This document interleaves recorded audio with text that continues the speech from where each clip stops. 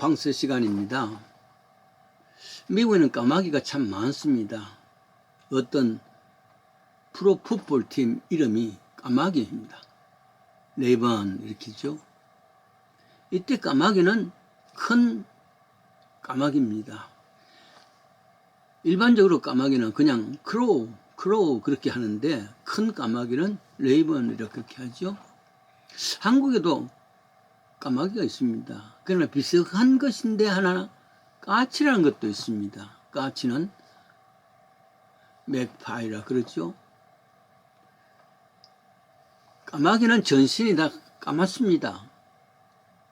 그러나 까치는 배 쪽에는 흰색으로 되어 있단 말이죠. 그게 구별할 수 있는 겁니다. 그리고 짖는 것도 소리 내는 것도 다릅니다. 까치는 길조입니다. 까치가 오면 좋은 소식 온다 혹은 손님이 오신다 뭐 이런 이야기 있지 않습니까? 대신에 까마귀는 흉합니다. 그런데요, 이 까마귀가 새 중에서는 가장 똑똑한 새라 그렇게 말합니다. 근데 한국에 보면은 예부터 내려오는 우화가 있습니다.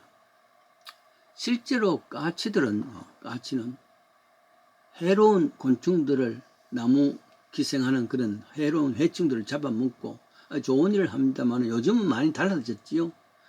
농촌에서 키운 무슨 수박이라든지 오이라든지 과실 채소를 다 쪼아 먹습니다. 상품 가치를 떨어뜨리는 것이고, 더더욱이나 요즘은 또 까치가 때로 몰려다니면서 여러 곳에 배설물을 놈으로 골치 아픈 새가 된다 그럽니다.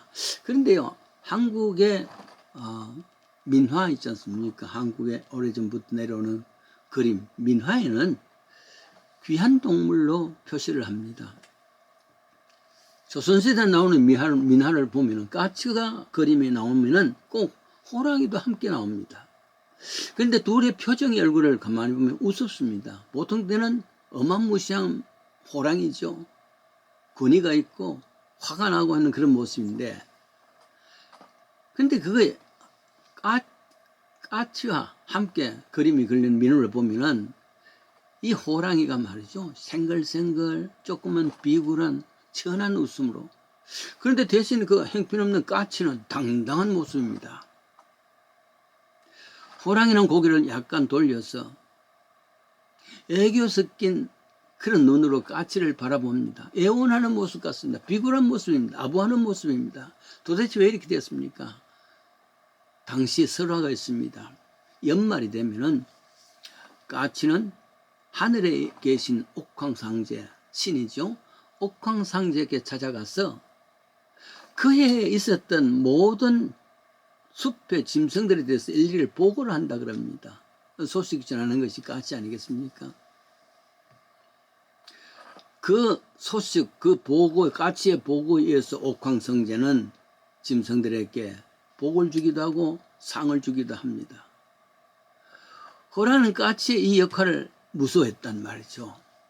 1년 동안 죄 없는 짐승을 많이 잡아먹었죠. 심지어 사람들을 해치기도 했지 않습니까?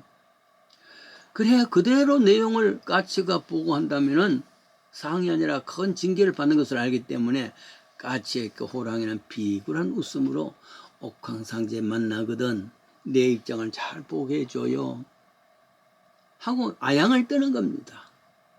보통 때 같으면 까치는 거들떠 보지도 않는 연약한 것이죠. 그러나 연말 이제 보고하러 갈 때쯤 되면 아부할 수밖에 없습니다. 그때 내가 짐승을 잡아먹은 것은 너무 배가 고파서 할 수 없이 먹었단다. 사람을 좀 해치긴 했지. 그러나 사람들이 낫으로 또 총으로 나를 잡아 없으려니까 내가 방어하기 위한 것이다. 이 상황을 좀 잘 이야기해줘 하고서 아양을 떼면서 부탁하는 그것이 민화에 나온 겁니다. 까치 이야기를 한 것은 한 해의 끝자락에서 보고서를 올리는 까치와 같이 우린 자기 스스로에게 보고서를 만드는 겁니다. 반성이라는 법정에서 내 자신을 되돌아보라 그 말입니다.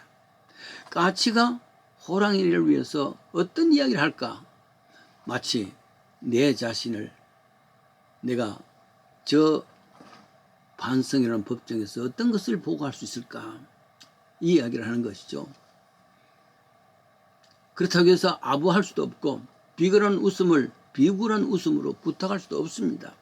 가장 진솔하게 내 자신을 바라보고 자신 있게 스스로 보고하는 것, 이게 연말에 필요하단 말이죠. 주눅들지 말고 당당하게 보고서를 바로 한번 만들어 보는 겁니다. 어떻게 살았으며 어떻게 좌절했으며 어떤 마음으로 살았던가. 새벽 예배를 끝나고 항상 찾는 프릭파 공원이 있습니다.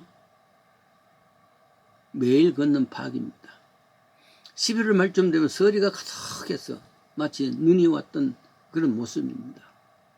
호수에도 나무에도 그리고 짠두에도 아직도 남아있던 잎들은 서리 무게 때문에 견디지 못하고 후두둑 여기저기서 떨어집니다. 그러면은 하얀 서리밭에 걷는 안폭의 그림입니다. 어디서 큼직한 거위 한 마리가 낙엽을 밟으면서 심각하게 바라봅니다. 거위야, 너 벌써 남쪽으로 날아가야 하는데 왜 여기 있니? 서리가 여기까지 내리는데 난 갈 수 없어. 남쪽에. 왜? 날 수가 없어.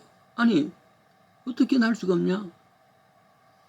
수주 전에 우리 일행들은 카나다에서 출발해서 저 미국의 남부까지 날아가야 되는데 여기가 중간 기착지야.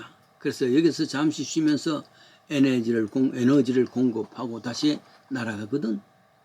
더구나 이 지역에는 달팽이가 있어서 우리가 좋아하는 달팽이가 많거든. 참 달팽이가 맛 있거든. 그래서 여기 도착하고 난 뒤에 다른 친구들이 다 날아갈 때 한 주만 더 있다 간다고 했지 그 사이에 너무가 살찌는 거야. 달팽이 때문에. 그래 날 수가 없어. 그래서 혼자 남은 거야. 미련한 것 어떻게 할 거냐 앞으로. 시카고 주위가 얼마나 춘지 아니? 아무래도 그 일생은 이곳에서 끝날 것 같아. 죽어야 될 것 같아. 지금 후회해도 소용없는 것을 알아. 일찍 반성을 해야 되는데 너무 야단만 마라. 나같이 거위만 인간이냐. 그러면 인생들도 그런 사람들이 얼마나 많은데. 그렇습니다. 한국에서 대상을 건너 미국까지 온 우리들 아무리 이곳에서 먹을 것이 많고 하더라도 장차 천국까지 날아가야 되는 그런 믿음의 사람이라는 것을 잊지 말아야 되는 것이죠. 그 방향 하늘 가는 길을 놓치고 이 땅에서 있는 것으로 좋아하고 이 땅의 것을 즐거워하다가 영영 천국 가는 길을 놓칠 수가 있단 말이죠. 그것을 한 해의 마지막 끝에는 항상 반성하고 후회하고 출발해야 되는구나. 미련을 이곳에 두지 말고 하늘로 날아가는 것에 끊임없이 포커스를 맞춰야 된다. 그런 말씀입니다. 우리에게도 보고를 할 가치가 있어. 매년 저 하늘나라에 계신 하나님께 보고할 수 있는 내용이 있으면 더 좋겠지만 스스로 볼 수 있어야 되는 것이죠. 양심의 법정에서, 말씀의 법정에서 결국 마지막 심판자 하나님이신데 그렇다고 우리의 삶이 어찌 하나님의 법정 기준이 도달할 수 있겠습니까? 우리는 죄인이고 어둠인데 하나님 선이고 빛이신데 오직 이 마지막 법정에서 하나님의 은총과 하나님의 은혜를 간절히 바라는 것이 마지막 법정에서 우리가 해야 될 유일한 길이기도 합니다.